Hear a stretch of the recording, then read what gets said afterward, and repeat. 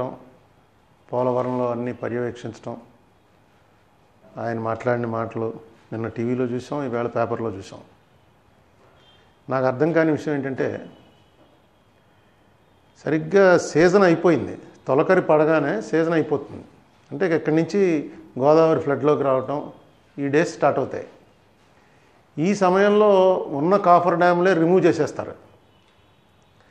ఇప్పుడు కాఫర్ డ్యామ్కి ఈయన శంకుస్థాపన చేశారు. అసలు కాఫర్ అంటేనే పెట్టే. కాఫర్ డ్యామ్ అంటే ఒక పెట్టిలాగా నీరంతా ఆఫ్ చేసి ఆ లోపల కన్స్ట్రక్షన్ చేసుకోవడం కోసం ఒక టెంపరీగా ఒక అడ్డుకట్టేస్తారు.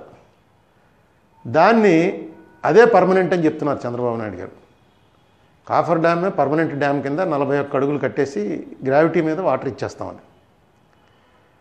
మరి ఇంతకుముందు ఎక్కడ సాధ్యమైందో నాకు తెలియదు, కానీ నేను గోదావరి రోడ్డు మీద ఉన్నాను. గోదావరి బ్యారేజ్ గండిపడ్డం చూశాను, దాన్ని ఎలా పూడ్చారో చూశాను, తర్వాత మళ్ళీ బ్యారేజ్ ఎలా కట్టారో చూసాం.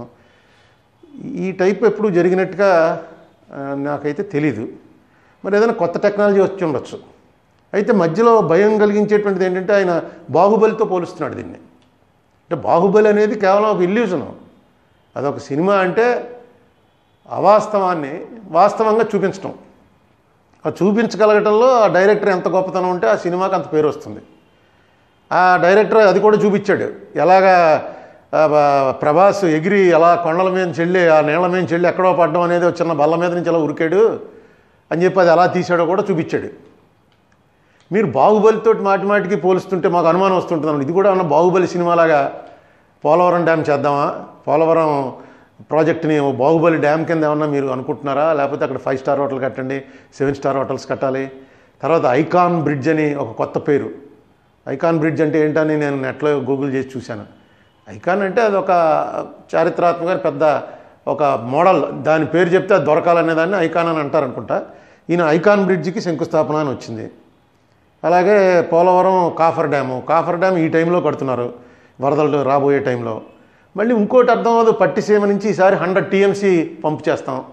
ఎందుకు లేనిపోని తగువులన్నీ కొని తెచ్చుకోవడం? బచావత్ అవార్డు ప్రకారం మనకు 80 TMC ఉంది. రేపు మొదలెడతారు తెలంగాణలో 100 TMC అక్కడి నుంచి తీసుకెళ్తామని.